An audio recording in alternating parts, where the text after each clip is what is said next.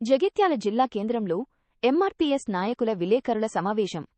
ఈ సందర్భంగా ఎంఆర్పీఎస్ జిల్లా అధ్యక్షులు దుమల గంగారం అధికార ప్రతినిధి బెజ్జంకి సతీష్ మాట్లాడుతూ, భారత రాజ్యాంగం ప్రతి పౌరునికి కులాలకు అతీతంగా మాట్లాడే స్వేచ్ఛను కల్పించిందని గుర్తుచేశారు. పోలీస్ స్టేషన్ల కుడి ఎస్పీ ఆఫీసులకు రావద్దనడం ఒక వర్గాన్ని తక్కువ చేసి మాట్లాడటం ప్రజాస్వామ్య విరుద్ధమన్నారు. యావత్ మాదిగ సమాజాన్ని కించపరిచిన డీఎస్పీ తక్షణమే క్షమాపణ చెప్పాలని వారు డిమాండ్ చేశారు.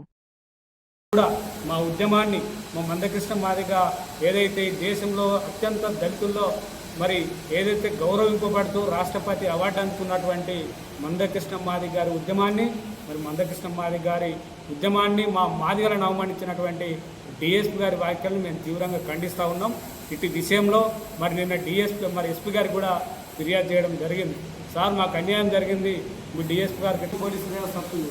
పోలీసులు అంటే మాకు మాదిగళ్లకు అదే దళితులకు ఇక్కడ అంతో కొంత అన్ని వర్గాలతోటి మాకు కొన్ని ఘర్షణ వాతావరణం ఉన్నప్పటికీ కూడా పోలీసులే మాకు రక్షణ నిలబడుతున్నారంటే అది పోలీస్ శాఖ.